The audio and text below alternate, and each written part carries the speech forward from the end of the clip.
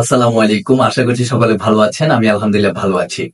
আহ যারা পাঠক বই পড়তে ভালোবাসেন তাদের নিকট সৈয়দ মুজতবা আলী অপরিচিত আমার মনে হয় না। সৈয়দ মুজতবা আলীর বেশ কিছু বই আমি পড়েছি, কিন্তু কখনো ওনাকে নিয়ে বলা হয়নি।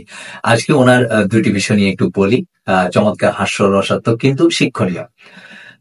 কোন এক আসরে সৈয়দ মুজতবা আলীকে এক সাংবাদিক জিজ্ঞেস করছেন যে আপনি যে মদের আসরে এই আসরে বসে বসে মদ পান করছেন, আপনার থেকে তরুণরা কি শিখবে? তো সৈয়দ মুজতবা আলী প্রতি উত্তরে বললেন, তুমি তোমার তরুণদেরকে বলে দিও যে সৈয়দ মুজতবা আলী মদ পান করার আগে 23টি ভাষা রপ্ত করেছিল। এক্ষেত্রে শিক্ষাটা কি? বুঝতে পারেন যে আসলে সৈয়দ মুজতবা আলী মদ পান করার আগে 23টি ভাষা রপ্ত করতে পেরেছিল, কিন্তু তার মানে কি এরপরে আর তেমন একটা রপ্ত করতে পারেননি। তো এক্ষেত্রে অবশ্যই মদের যে একটা ভয়াবহতা, মদ যে আমাদের মানে সৃজনশীলতা, ক্রিয়েটিভিটি নষ্ট করে, সেটির একটি প্রমাণ বা সেটি আমাদেরকে বোঝাতে চেয়েছেন বা তিনি বলেছেন এটি। আরেকটা বিষয় একই ভাবে আরেকবার সৈয়দ মুজতবা আলী তখন বেশ বড় লেখক, সমাদৃত একজন লেখক। ওনার দরবারে বা ওনার আশপাশে অনেক ভক্তবৃন্দ আসতো দেখা করতে।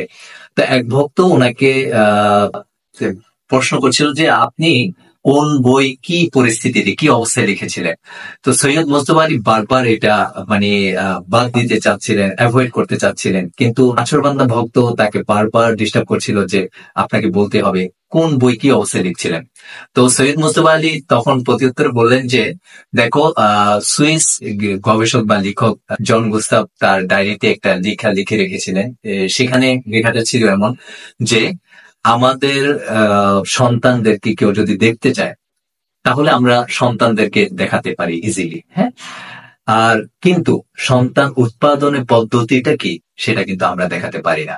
এটাও একটি হাস্যরসাত্মক বিষয় ছিল।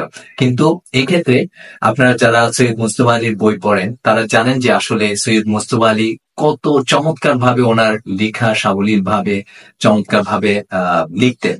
এখান থেকে আসলে একটা প্রমাণ পাওয়া যায়। যাই হোক, আমি আসলে সৈয়দ মুজতবা আলীকে স্মরণ করার জন্য এই কথাগুলো বলা। আমার হাতে আপনারা যে বইটি দেখতে পাচ্ছেন, যারা বই পড়ুয়া তাদের জন্য আমি এটা মাস্ট অবশ্যই সাজেস্ট করব। একজন বই পড়ুয়া হিসাবে আপনার সংগ্রহে এই বইটি থাকা অবশ্যই অবশ্যই প্রয়োজন। আর সেটি হচ্ছে দ্য অ্যানাটমি অফ পলিটিক্স। বর্তমান সমসাময়িক বিশ্বে বা আমাদের দেশের কথাই বলেন, যেই বাজে একটা পরিস্থিতি চলছে, রাজনৈতিক হানাহানি বা কি হতে চলছে, একটা সন্দেহ, মানে একে অপরকে সন্দেহ করছে যে কি হতে যাচ্ছে, কি হবে। তো এমত অবস্থায় আসলে বিশ্ব পরিস্থিতি কি হয় বা এগুলো, এই সমস্যাগুলো কেন হয়, আমার মনে হয় যে এই বইটি যারা পড়বেন তারা ওয়ার্ল্ড পলিটিক্স নিয়ে, ডিপ স্টেট নিয়ে, তারপর হচ্ছে ইচ এন্ড এভরিথিং, আমার মনে হয় যে বেশ ভালো একটা মানে বিষয় আপনারা এখান থেকে জানতে পারবেন এই বইটি পড়লে। আমি একজন পাঠক হিসাবে, ছোট্ট পাঠক হিসাবে আপনাদেরকে বলবো, যারা বই পড়েন তাদের সংগ্রহে এই বইটি অবশ্যই অবশ্যই রাখতে হবে। নীলক্ষেত বাংলা বাজারে এই ধরনের বইয়ের অভাব নেই। আপনারা অবশ্যই এগুলো কম দামে সেকেন্ড হ্যান্ড নিতেই পারেন। সবার শেষে যেটি বলবো সেটি হচ্ছে, আমি খুবই খুশি আলহামদুলিল্লাহ, কিন্তু আমার পিছনে ব্যাকগ্রাউন্ড হতে কি পরিমাণে কি কি জড়িত সেটি আজকে বলবো না। আপনারা আমার জন্য দোয়া করবেন, ইনশাল্লাহ এই জায়গা থেকেই হয়তোবা নতুন কিছু নিয়ে আপনাদের সাথে দেখা হবে। আপনারা দোয়া করবেন, পাশে থাকবেন, আমার জন্য শুভকামনা জানাবেন। আপনাদের সবাইকে অসংখ্য অসংখ্য ধন্যবাদ এবং সালাম। আসসালামু আলাইকুম।